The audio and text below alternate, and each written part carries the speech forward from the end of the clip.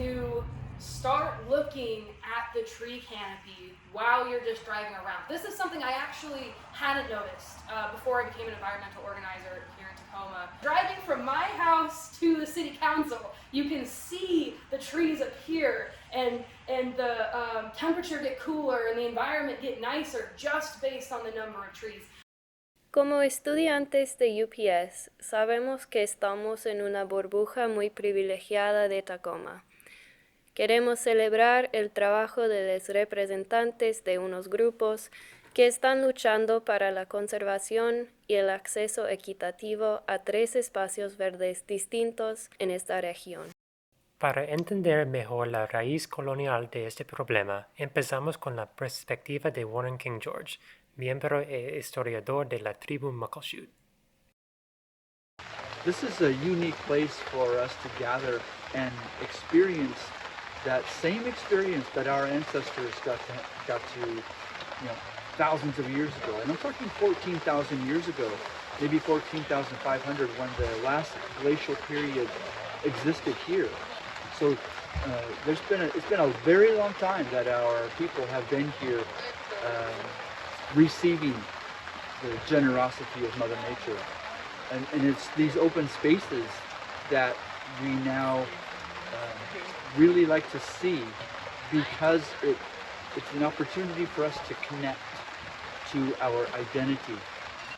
As a boy, I got to experience this river system intimately. We used to fish it for trout as children. We used to swim in it in the summertime freely without any, barriers. Nowadays, in 2024, it's kind of a challenge. Places like this are pretty rare in our neighborhood now. We're located several miles upstream from Elliott Bay. Green River is actually a tributary to what we call White River, and from there it's also a tributary to the Black River, which no longer exists. Black River is one of those rivers that was a victim of urban sprawl, a victim of development, and so the Black River was essentially erased. En 2023, la ciudad de Tacoma le dio aprobación a Bridge Industrial para empezar la construcción en una zona residencial del sur de Tacoma. El sitio de construcción, alrededor de 2,5 millones pies cuadrados de tierra no desarrollada, que albergaba un humedal extremadamente biodiverso. Ahora es un terreno ecológicamente degradado.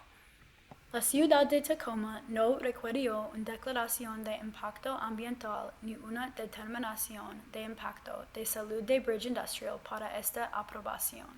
En otras ciudades, estas medidas usualmente son requeridas por propuestas de desarrollo que probablemente tendrán impactos ambientales dolorosos y significativos. The life expectancy difference between South Tacoma and like the most wealthy and well-to-do areas of Tacoma is 25 years. And it's projects like this, like the Bridge Industrial Mega Warehouse, that causes that life expectancy disparity, because this warehouse is going to be bringing in, again, based on our research, not the cities and not Bridge Industrials, we expect it to bring 10 to 12,000 trucks and other vehicle trips a day into this neighborhood. And this neighborhood is not right next to the freeway. It's quite a ways off, so these trucks have to drive by preschools and parks and crosswalks and playgrounds to get to this mega warehouse. So it's super gross. When you look at the equity tool for the city of Tacoma, this tool that they developed that considers people's life expectancy, health outcomes, job opportunities, schooling opportunities, quality of life, South Tacoma, the census tract that this warehouse will be built in, has the lowest possible score. It is as low as it gets. And we were not allowed to talk about that in the hearing to decide if this required a health impact assessment. So, that's obviously racist, right? It's obviously racism, and this is just a textbook example of environmental racism. El racismo medioambiental afecta a las personas tanto como a la tierra. La falta del dosel arbóreo es un ejemplo de esto. The census tract that they wanted to build a mega warehouse in, and keep in mind, this is including all the trees that used to be in that green space that they just chopped down. It's at like 9% tree coverage canopy. That's terrible. That's terrible, right? And something that my friends with the Tacoma Tree Foundation pointed out to me is that when you get into like poorer areas, like in South Tacoma, the only place that there are standing mature trees is places where it would be too expensive to remove them. Otra manifestación del racismo medioambiental es la falta de acceso a los espacios verdes para las comunidades marginadas. Alisa de MetroParks Tacoma nos contó sus perspectivas sobre este problema.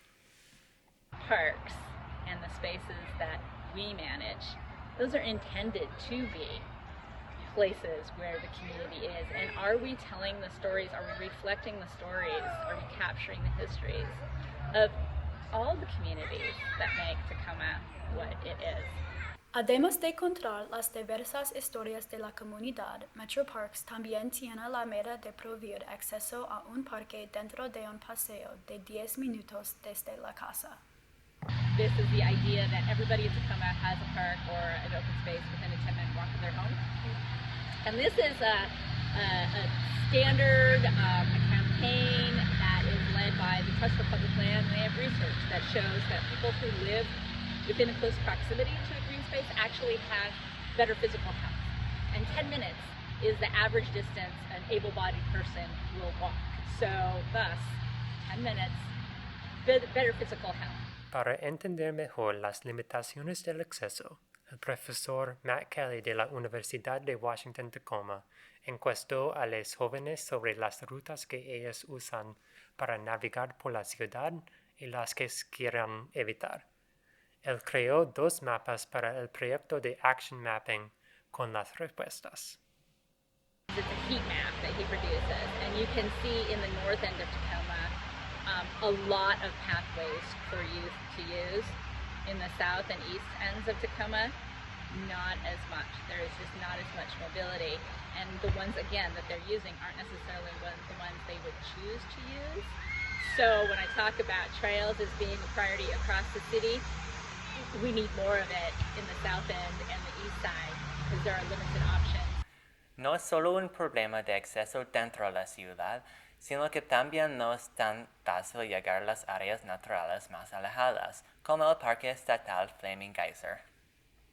So barriers of access, I guess, would just be people knowing where they can go and visit. Probably the biggest barrier would be driving to those locations from some of those metro areas. But Hemos descrito algunos de los problemas con el dosel arbóreo, el racismo medioambiental y el acceso a espacios verdes. Para las entrevistades nos contó de varias soluciones. How do we provide the programs, take them to those spaces, or create the environments where some of that stuff can be tested out? so if it is a barrier for someone to access the state lands like DNR, state parks, fish and wildlife lands where that pass is valid for.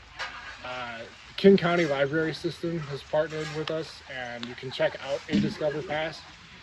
There's also 12 free days throughout the year that are set by our commission every year.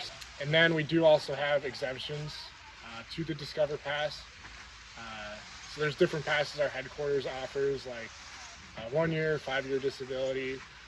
Disability placards also count as an exemption.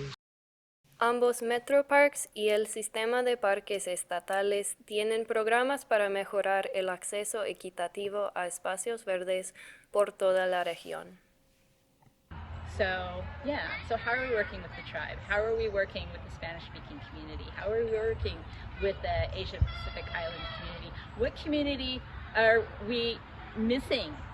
What voices are we not reflecting in these public spaces? MetroParks está trabajando hacia la equidad de acceso a y representación en sus espacios. Norinda nos contó de su papel en integrar la equidad en cada nivel del departamento.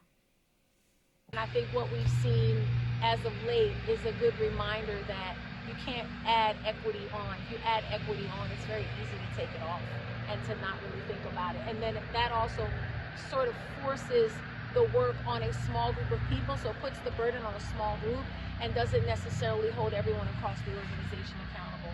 Un ejemplo de la integración de equidad en los espacios de MetroParks es su proyecto en Wapato Park. Van a instalar unos letreros educativos con elementos visuales y auditivos con el idioma Lushootseed de la historia Puyallup del Transformer, que cuenta de la creación de esta tierra.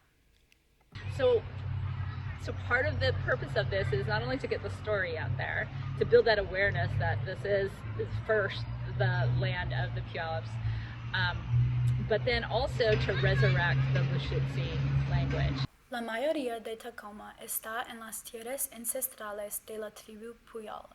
Cuando fuimos a Flaming Geyser, estábamos sembrando árboles en la tierra Muckleshoot. Trabajamos con otros estudiantes de UPS, King County MetroParks y la tribu Muckleshoot para restaurar este espacio para su uso en el futuro. Es importante que los pueblos indígenas tengan acceso a sus propias tierras ancestrales.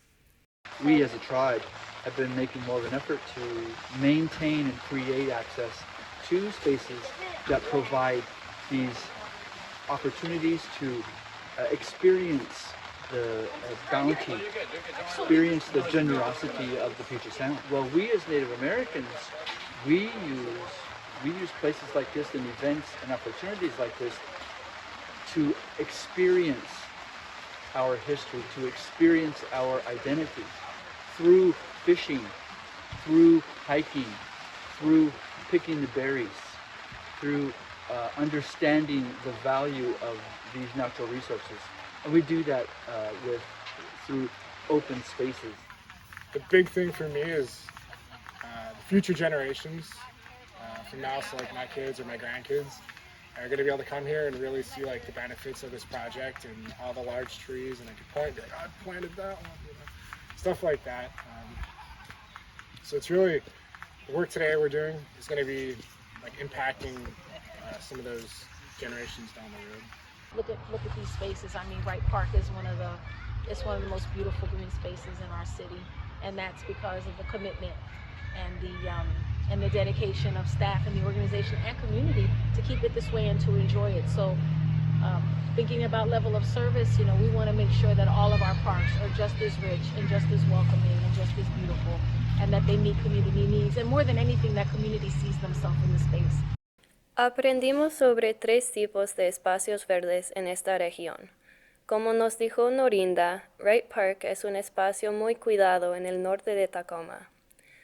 También contribuimos al cuidado del Parque Flaming Geyser en la jornada voluntaria y tenemos mucha esperanza por el futuro de este espacio. Gemini de Cass nos dijo que Bridge Industrial sí va a construir los 4 mega almacenes. Pero la lucha sigue.